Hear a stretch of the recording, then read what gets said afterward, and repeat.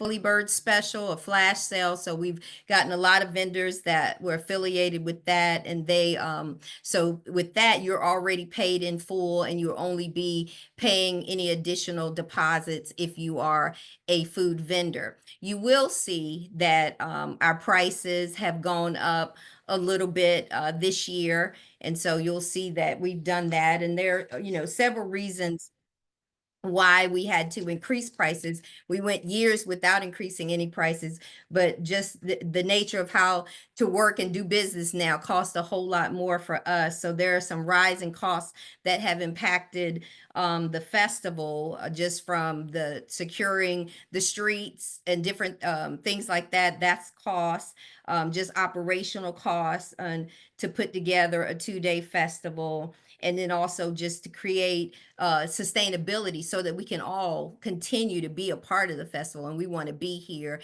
And those are just some of the reasons why you'll see that there's been a price increase that could, impact your business. So I wanted to make sure that I let you know that. As Laura mentioned, March 15th, so this Saturday, the applications will open. And so, and then you'll see more dates that will come after that. So that's March 15th. We will have our applications open. They will close. That is closed completely on April the 2nd. So we're moving things earlier a little bit this year. So April the 2nd. And then we will gather, and for the ones where we have a jury process, there will be a jury process. We will let you know within 10 days of that. And then final payments will be due on May the 2nd. And we'll revisit this before the end of the presentation. But those are our updates for the festival that we have so far. And one that I wanted to say, save the best for last, is that we're expanding the festival. We're really proud about coming out of COVID a few years ago. We pivoted in a different direction to make sure that we could keep the festival going, to make sure that we could give our vendors an opportunity to still be present, be downtown on this big weekend, and be able to impact your bottom line.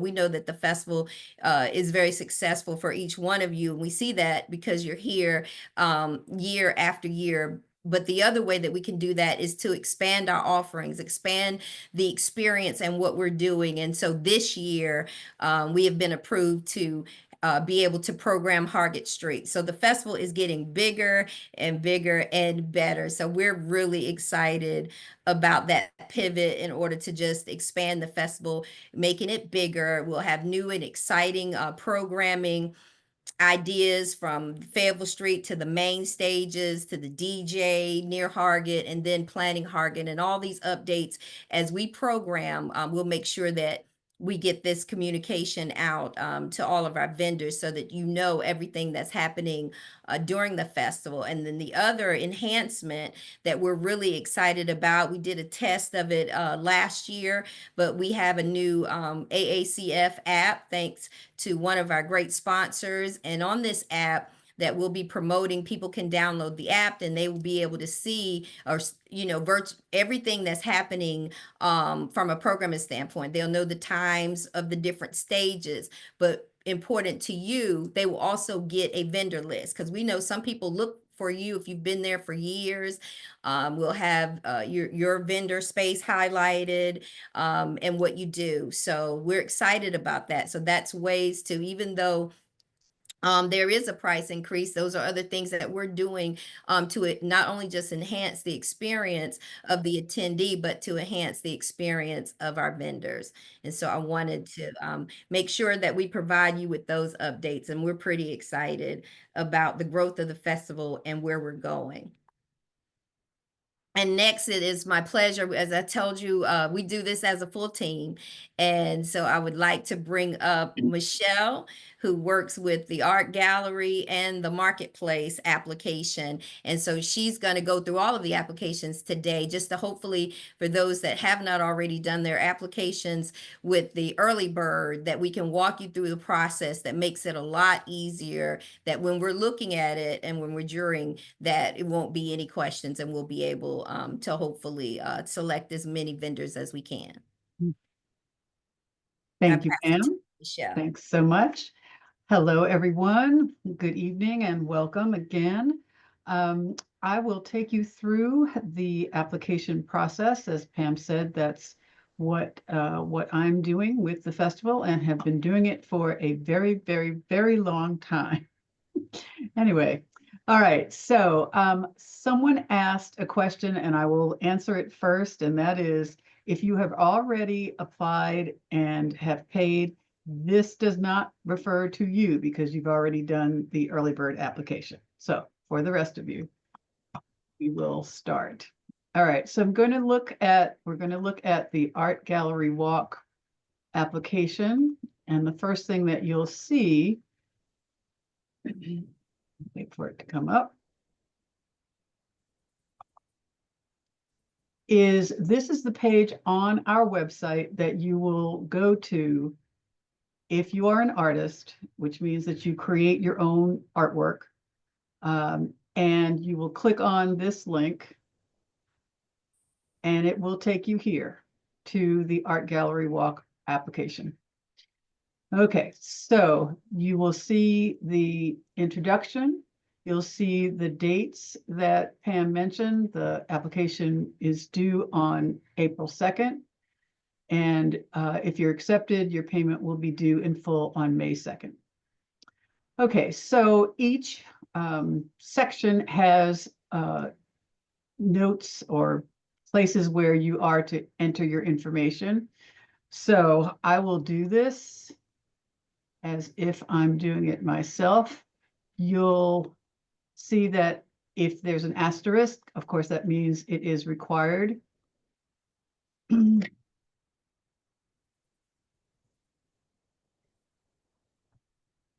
If it does not have an asterisk, it means you don't have to fill it out. It would be nice for us to know how many years you've exhibited, but that's not imperative. This is new this year. For grant applications, they always like to know if people are emerging artists. So this is a required question. Then this next section is tell us about your work. We would like you to indicate what your medium is, and the pop-up says, please check only one box. This section is also important for the jury to let us know what it is you do.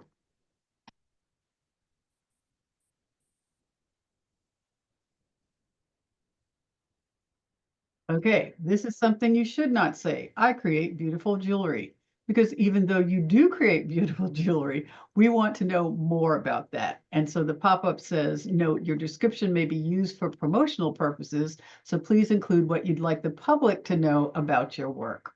So this is your opportunity to say, what your medium is, what your techniques are, and so on. Okay, price range. This is not imperative, but you'll see a very large note that comes up. And so it says a note about pricing. Artists are advised to consider displaying work across a wide price range.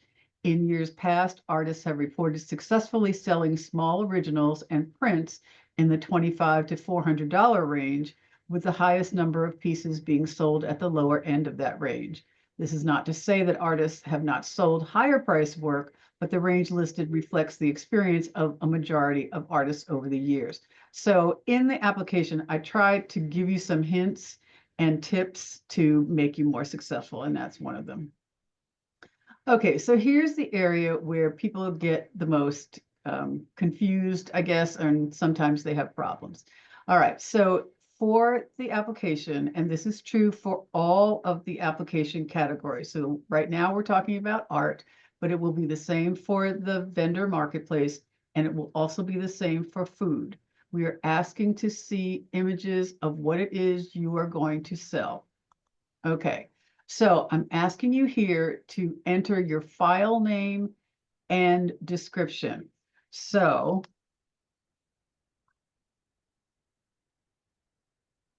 okay, it can be as simple as that. So I'm posing as a jewelry artist, and my last name for this purpose is Jones, and I am going to show you a necklace. Okay, when I click this button, it's going to take me to my own computer. And there it is. So now I have Joan's silver necklace. That's okay too. All right. So then you're going to go on to the second one. And I can't type. All right. So you have your description again. Click on this. It'll take you to where your images are on your computer, and that matches.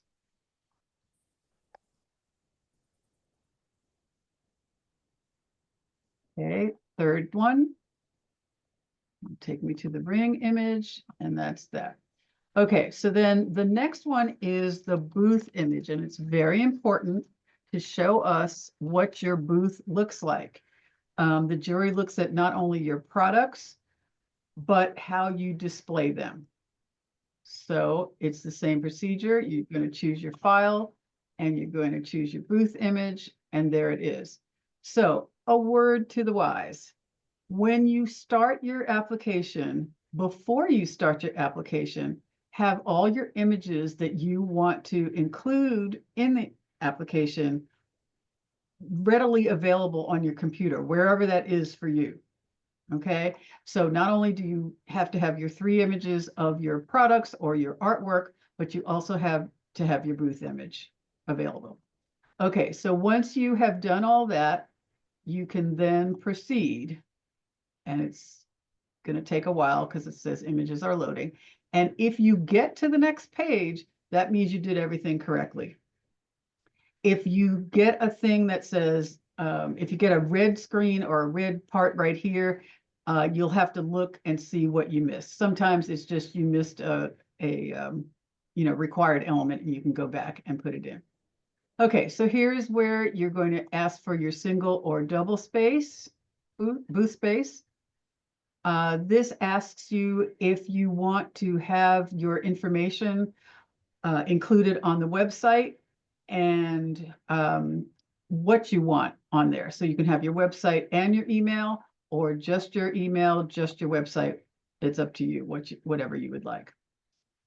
Okay, so part 5 of the application is the fees and policies. I'm not going to go through it all, but I will say that we put this here for you to read.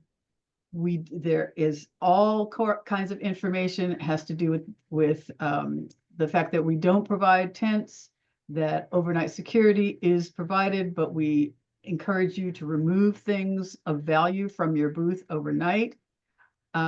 We also encourage you to have a booth or a tent that has 4 sides that can be secured, because if you're going to leave things in your tent overnight, you want it to be secured as secured as it can be.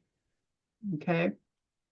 Let's see. We also say that we want you to remain intact until 7 o'clock on Sunday. This is for your safety. We can't have you come out of the footprint of the festival until RPD says that it's clear. So clearly, you can't bring your vehicle onto the footprint until all the pedestrians are gone. This section has to do with sales tax, and then the general release, and you need, you need to agree to it. And then at the end, you will check the non-refundable application fee. Excuse me. And I should have said at the outset that this application fee is new this year. It is $50, and it is applied to your final booth fee. So it is non-refundable if you don't get selected, but if you do get selected, it is applied to your booth fee. Okay, so once you've done all that, you can hit submit. And once it's, once it processes, it will take you to the payment screen. So you do it all at one time. All right. Now, if you stopped in the application, my advice is to leave that open, because you cannot go back. Once you're out of the application, you can't go back and pick up where you left off. So you really need to do it at one sitting. Okay. All right. And so this is just a normal payment screen. And once you've done that, it will give you a thank you message. Thank you for applying. And we'll be in touch with you in April. Okay. All right. Oops. Excuse me.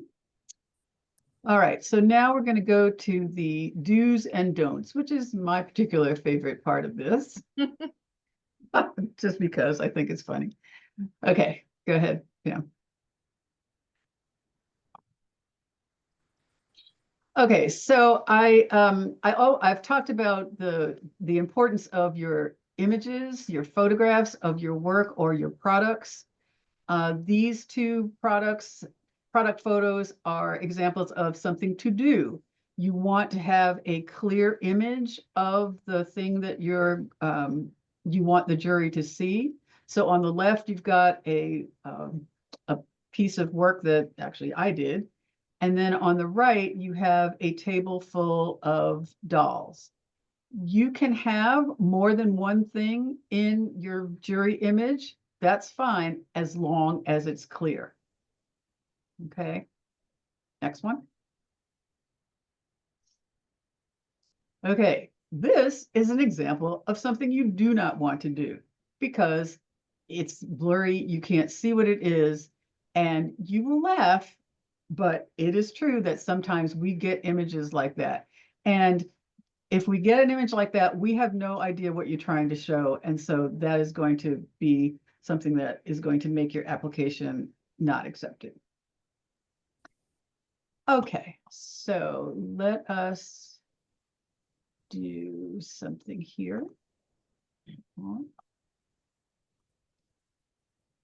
All right, Pam, if you want to look at whether there are any questions right now while I go ahead and get ready for the next thing, that would be great. You answered the one about what if you already paid. That's the last. Yes, okay, that's the only one. Okay.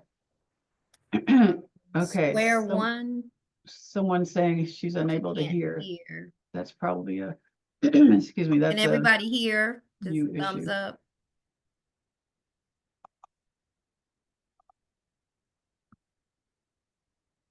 Okay, so I'm going to share now for the vendor marketplace.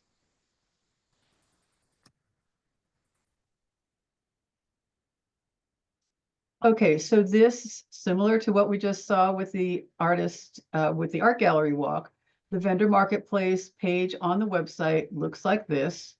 You will go down again and click here for the application. And it will take you to the vendor marketplace application. And the same thing that you saw earlier, it has all of the fees. It has the indication about the non-refundable application fee that will be applied to your booth space fee when you get accepted. It has the deadlines here of April 2nd and May 2nd for application and payment. I'm not going to go through the same thing, but I'm just going to show you that the sections are very, very similar. So we're going to ask you to tell us about your products or services. There are various categories. If for some reason I haven't listed a category that describes your work, then you can click Other, and here you can write in the description. Okay. Same thing, price range here. We have indicated that we do want you to tell us what your price range is for your products. Okay, this image section is exactly the same as it was for the artists. And so you'll just put in your images, you'll put your name. And the reason that I want your name is because it's easier for us to categorize them, because once all the applications come in, we put them into a spreadsheet. And so if I've got to look up what your funny file name is that doesn't have your name in it, it takes me longer. So it's kind of a courtesy to me. Thank you very much. We appreciate it. All right. So again, this is not going to let me go farther because I have not done everything. So I'm going to show you what happens if you try to go to the next page without doing the mandatory things. Okay, so see, it says there's a problem with your submission and it highlights what you didn't do. So clearly for this, I didn't do any of it. So that's why all of those things are in red. Okay, I see we have a guest here, my cat Luna. Anyway, Michelle, okay. while you're on that Yes. section, someone wants, can you show them the area where they can select their booth size? Yes, ma'am, I can do that. Actually, no, I can't because it's on the second screen. Okay. So just know that once you get to the end of this, you will see the section where it asks you if you want a single booth or a double booth. And we say that double booths are kind of at a premium. It's first come, first, or first paid, first granted in terms of needing that space. Those of you who have been at the festival before know that we do have a lot of vendors and a lot of artists on the street. And as Pam said, we are expanding this year, but we still feel like we're going to have, a pretty full roster. So if you need if you need a double booth, it's best to get your request in early. The other thing that I didn't highlight that is in there is that if you have a request for a booth space, so say you've traveled to the festival with with a friend and you want to be next to each other, you can say that, and both of you should say that on your applications. We try to accommodate those requests, but we can't guarantee it. But the best thing to do is to say, I need to be next to so-and-so needs to say they need to be next to you. So that will make it easier for us to achieve. Okay, so now we have best practices for images for the vendor marketplace.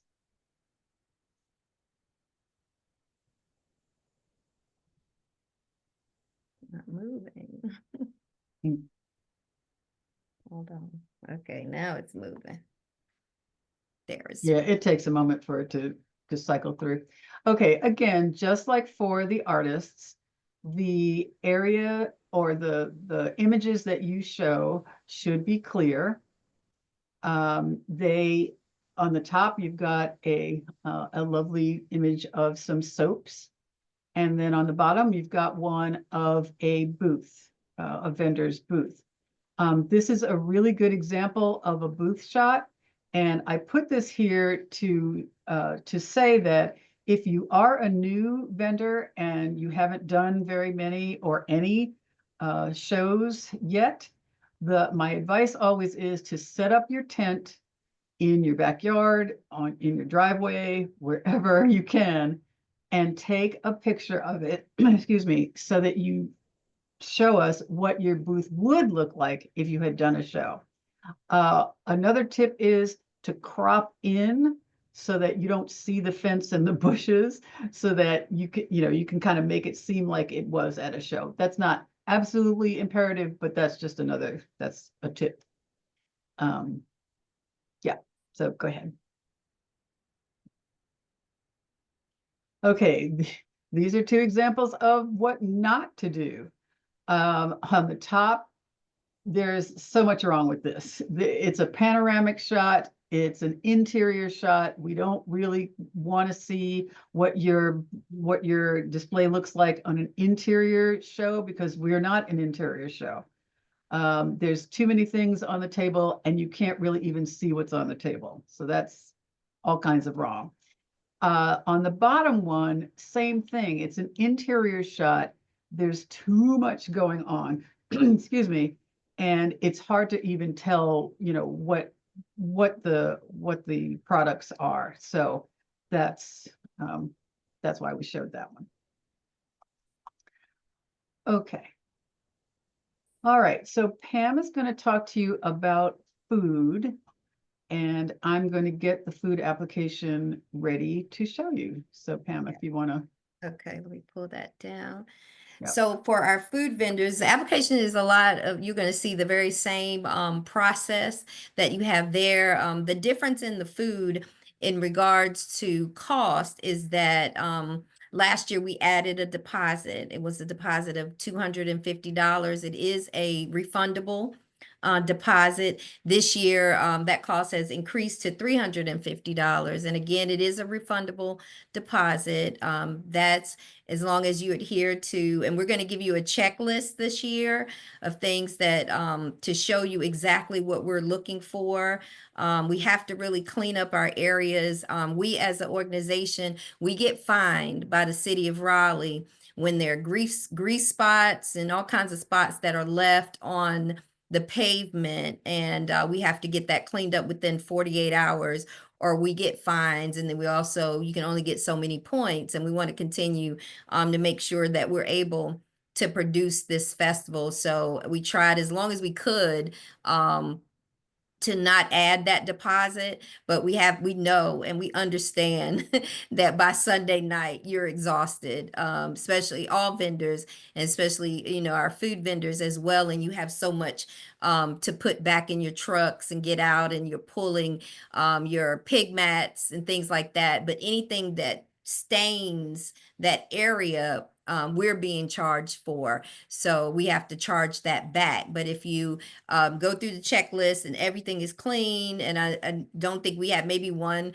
or two people that were fined last year. That is not our goal, to not give your money back and to fine you, because we don't want it to be on the record that spots are left. So that's definitely not our goal. So we just want to, our effort this year to make it even more clear is to even give you an in-depth checklist of things that as you're cleaning up, as you're shutting down, that you make sure that happens during the cleanup process. I think the biggest issue that I want to make sure that I talk about is pig mats. And as you know, maybe about 25-30 minutes before the festival, there is someone that comes around from Wake County to inspect your booths. That will still be happening. And it's one pig mat is the only one that is required. However, it is recommended that you use two pig mats, because the pig mat has to go across the sidewalk area right there as well as underneath. And that's where a lot of the dings, a lot of the grease is spilled when you have to turn back and grab forward. So you want to make sure it's a longer one. And so it's recommended that if you don't have the long one, then you have two that are side by side, so that if you're reaching back to get product that you put on the sidewalk and then you reach forward, that you're covered. So that's part of a best demonstrated practice, but I wanted to make sure that I mentioned that, because the biggest fines that we get come from grease spills, which come from spots that were not under the pig mat, or when the pig mat was pulled up when you're ready to leave very quickly, there are things that dripped on the pavement. So I just wanted to remind you of those things with the food vendors. But now we'll go through the actual application.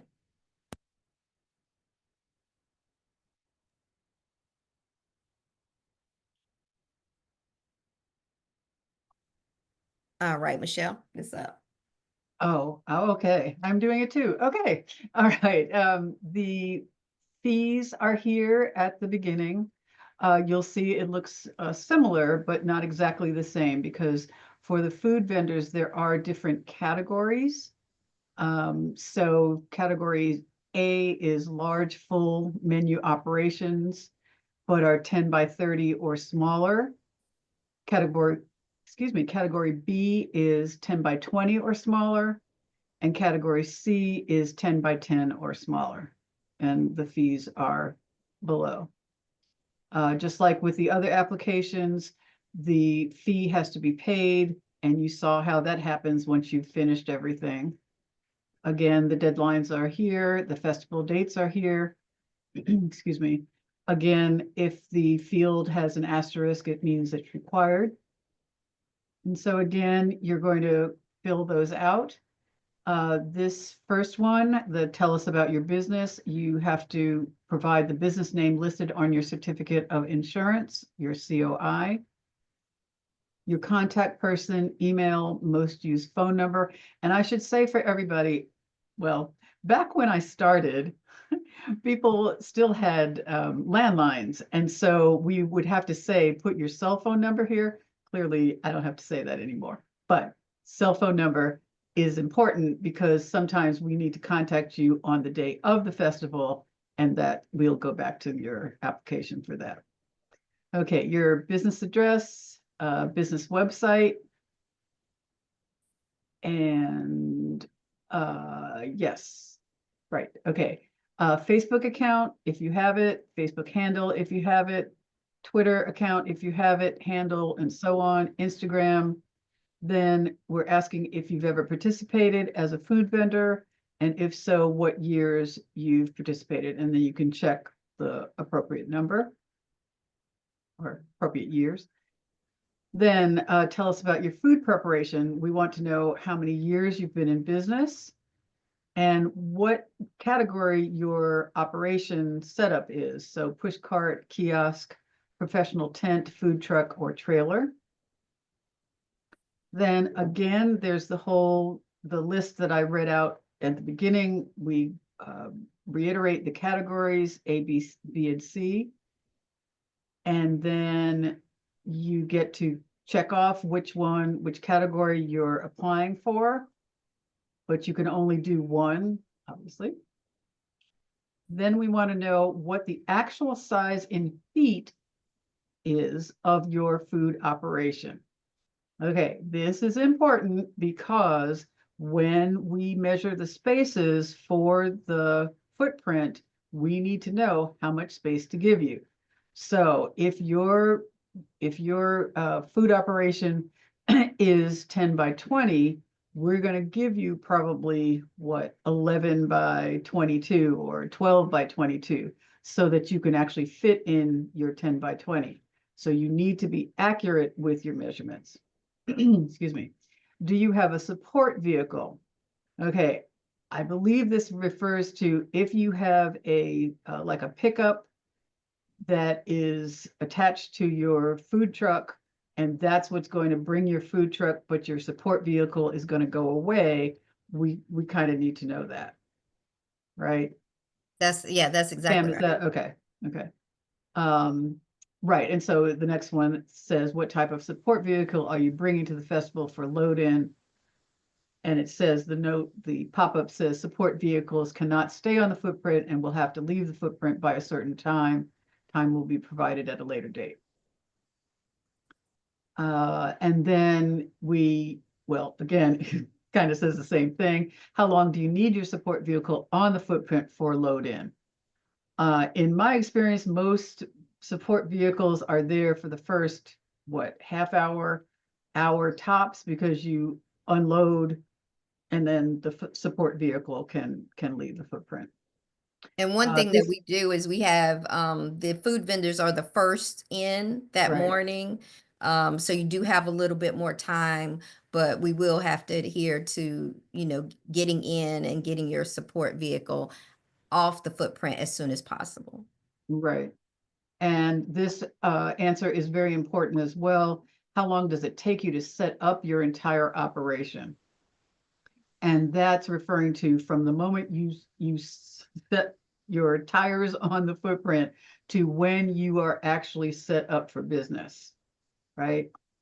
So then we want to know what type of equipment you're bringing with you, and you can select everything that applies.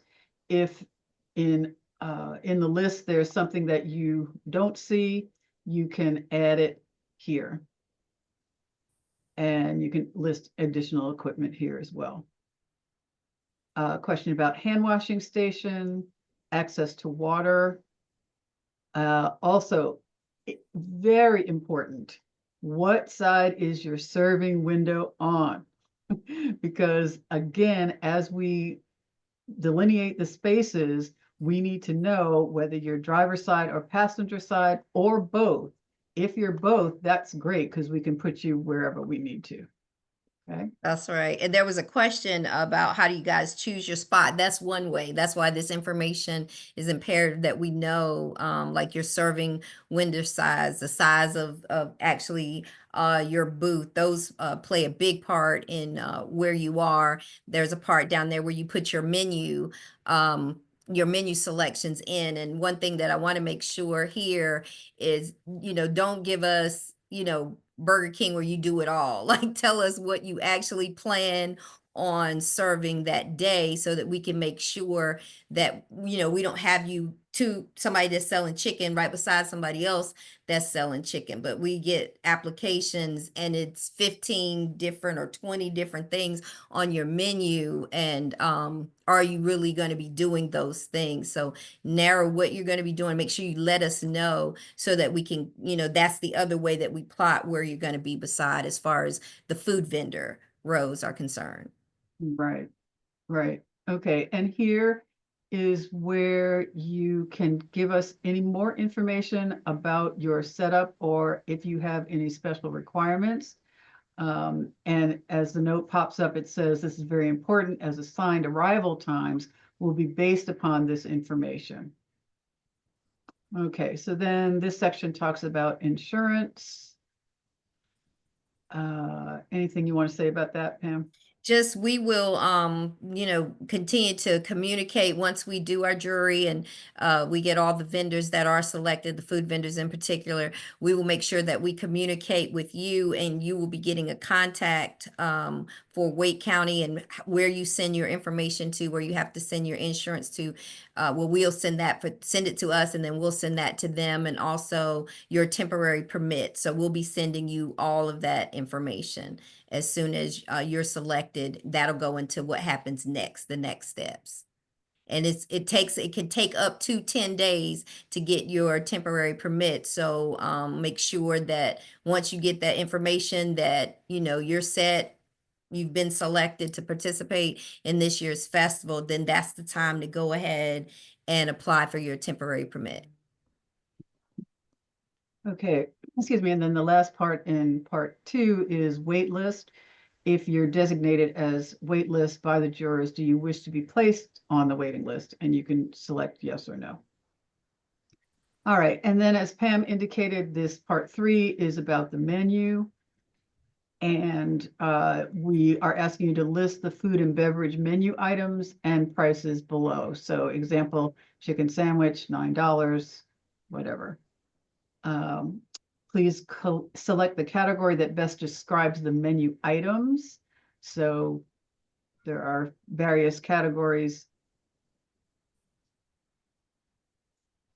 And then in part 4, just like with the artists and the merchandise vendors, we're asking you for images.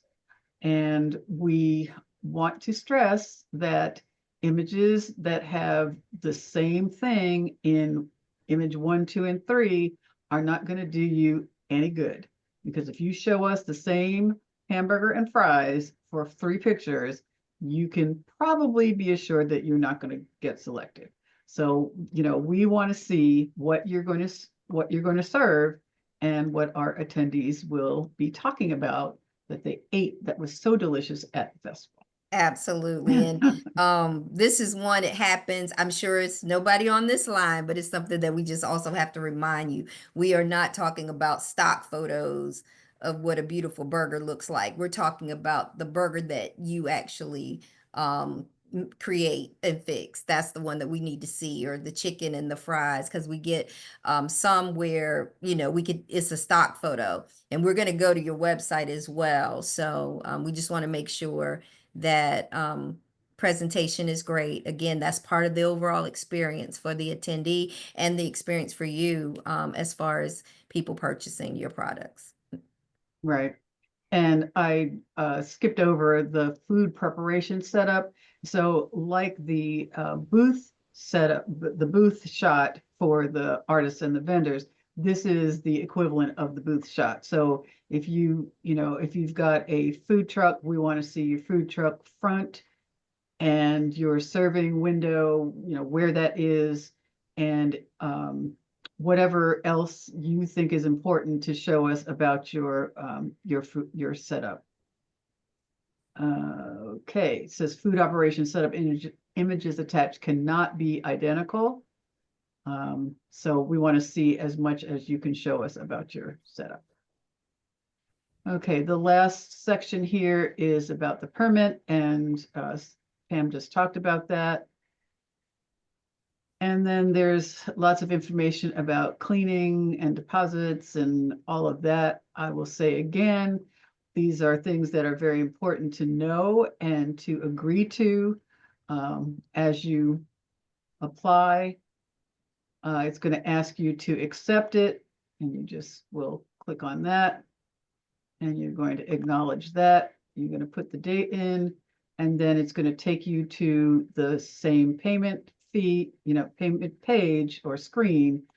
Of course, it's not going to do it now because, as you know, there were problems with my submission because I did not put anything in. So it's just, we do this to show you that you can't proceed to payment until you've done everything that we've asked for.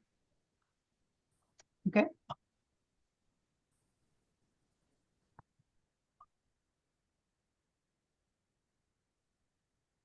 Okay, I think we have some do's and don'ts on food images, do we? Yeah, we're trying to pull that back up. Won't let me pull it up. So we have, yeah, I'm trying to show you the pictures. Hold on one second. Technology today. Okay, here we go. Okay, meanwhile, oh, never mind.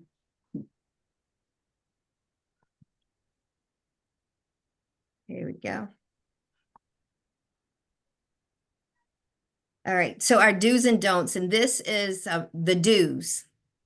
So you see we get a great shot of the actual food truck.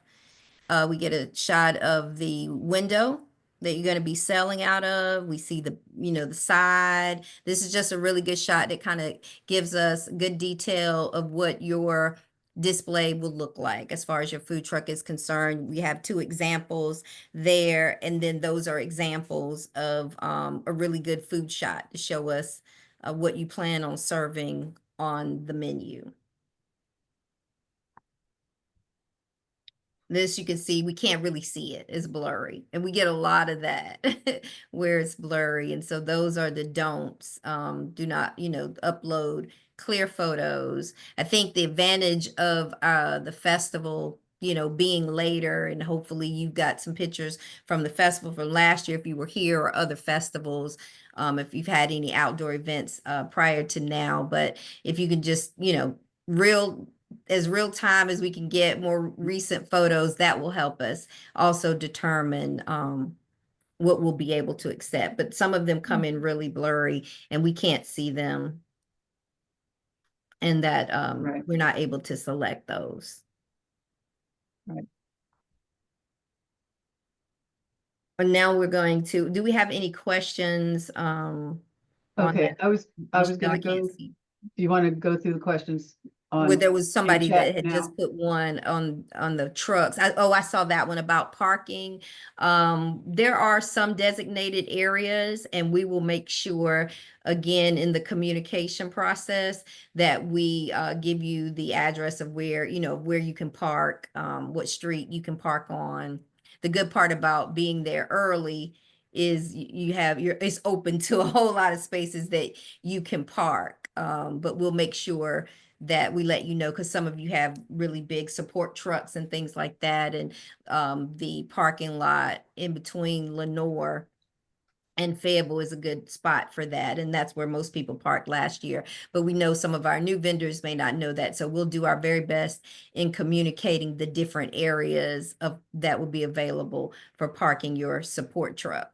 And the one thing in regards to parking, or even before you fill out your food truck applications, there are some vendors, just based on different things, or that you have going on, or when you work, you may just work on Saturday and not able to work on Sunday, or vice versa. We can't, once you're in the footprint on Saturday, you have to stay, your food truck has to stay in the footprint. So we won't be able to accommodate any vendors that can only participate one day.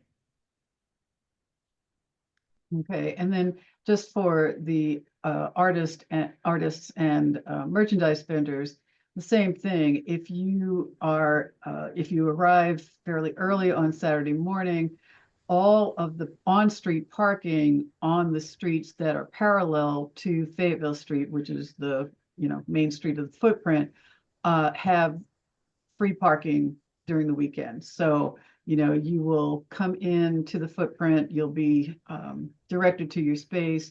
The idea is that you unload your vehicle as quickly as you can, get it off the footprint and go park, and then come back and set up. This helps everybody to be able to get through and do the same thing with a minimum of hassle. So. Okay, so I see that someone has asked, is there an option to select a different booth size if a requested location is not available? Okay, you have to select your booth size when you apply. So I'm not exactly sure if you want to be more specific about your question. The the location, the actual location that you're going to be placed in is not decided until all of the vendors have been accepted and have paid, and we know what the final number is, and then we do the location map. So if I haven't answered your question, Jim, for a lot, I can't say that. Please ask again. And I just had just a few more, and then I'm gonna kick it back to Michelle for best demonstrated practices that she's Okay. seen. And Michelle is a vendor in a lot of festivals, so she knows what has worked. But I think the biggest thing when we talked about this, when we talked about your booth pictures, is just your booth setup and design. Make sure you have a great setup, attractive setup that's going to engage our attendees, and that's part of that is your products. In regards to food, maybe entertaining the idea of doing something festive, like a certain specific, creating special products for this, so that when we're looking at the menu list, that it's different than just chicken and shrimp. You have different things. So that's one way, again, to draw attention, in addition to just having attractive booth. Your product selection, is also vital. How can you engage the customer? We're going to work with our vendors this year to try to promote as much as possible on social media. We'll send you our flyers. We want the cross promotion that helps. You're letting people know you're going to be there. And as I said, I think the app is going to be essential to taking the success of our vendors to another level, when people can find you and know that you're there. So make sure that the title that you put in your application, that people can read that and know, who you are. So those are just some of the things that I have. Customer service, be friendly, great, and great food. And then, of course, my last one has to be the post-event cleanup. It will make your your festival a big success. One, you're gonna have great sales. Two, you're gonna get your deposit back. And three, you'll be asked to come back the next year. Right. Okay, and then just before I get to the next question, one of mine is for best practices.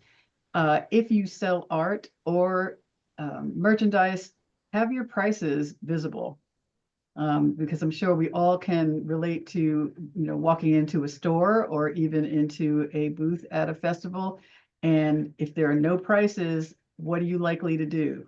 You might walk out thinking, oh, well, I bet I can't afford this.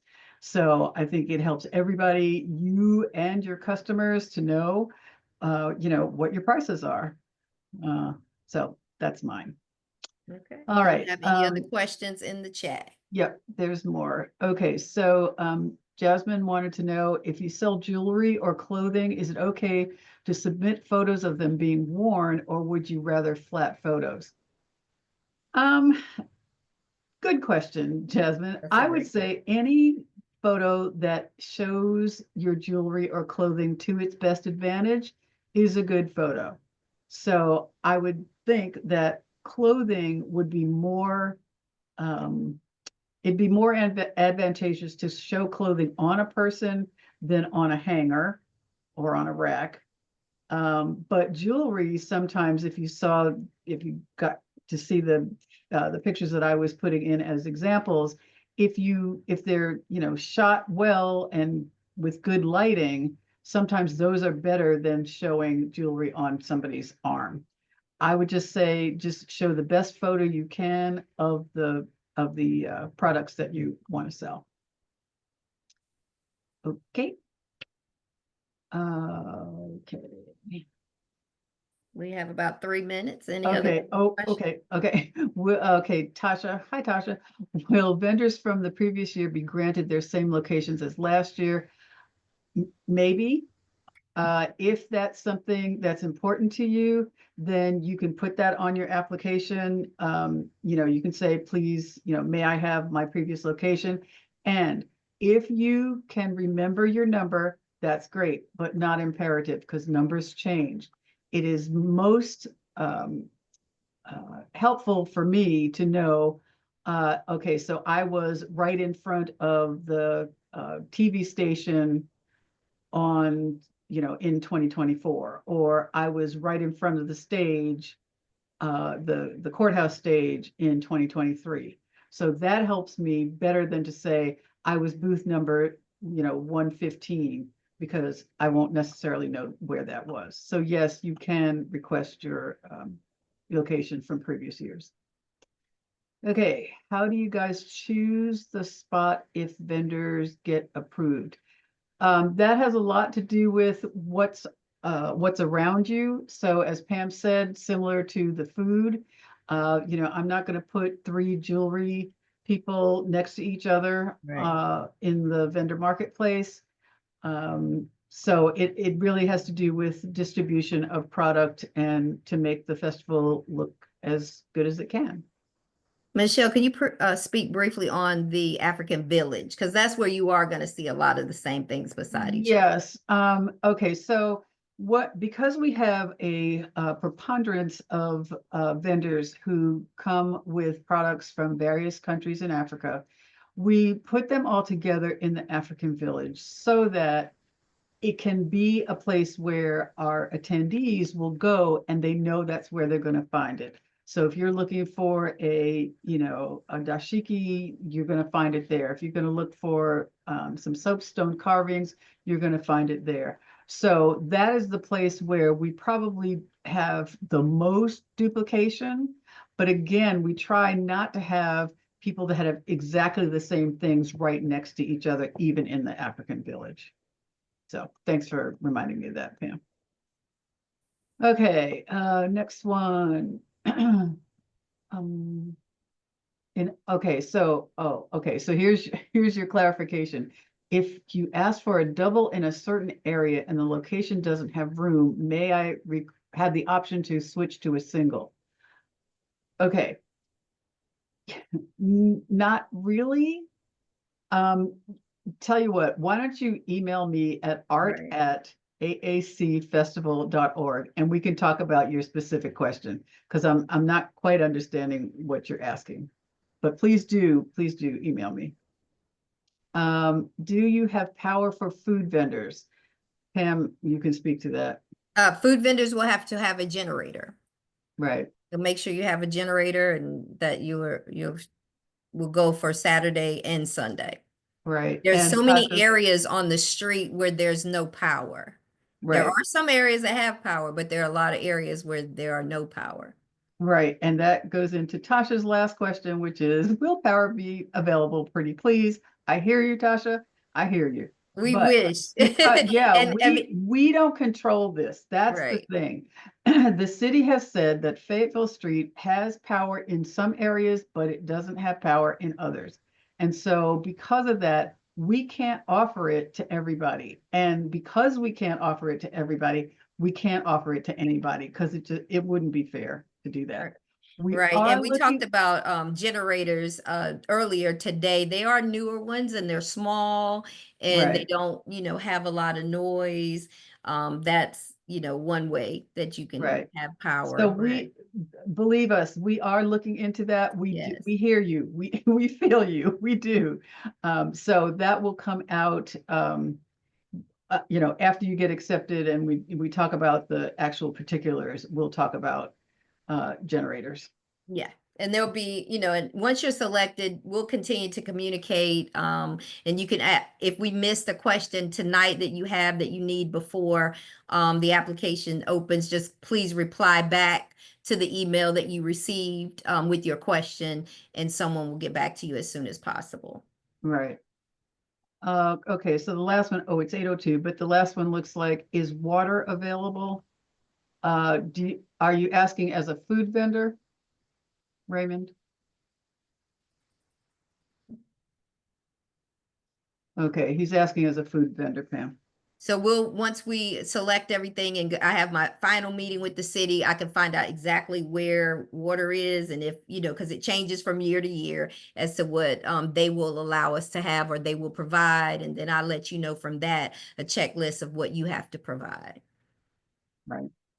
All right. So again, Okay. we're just a couple minutes over with just a reminder of the date. So all vendor applications open on this Saturday, May 15th.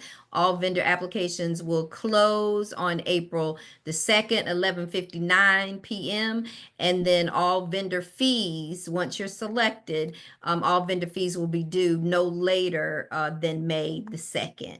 So we're excited. Thank you guys, so many of you, for taking time out to join us today or tonight to get this information. We appreciate you, just your support and being a part of this festival. So thank you very much. Yes. Any See you final then. remarks, Michelle or Laura? I'll just say, see you in August. Yay! August 30th, August I 31st. know. Yes, and please adhere to the deadlines. We want you there. We appreciate your time tonight. Please don't hesitate to reach out if there are any questions. Do not hesitate to reach out. Thank you.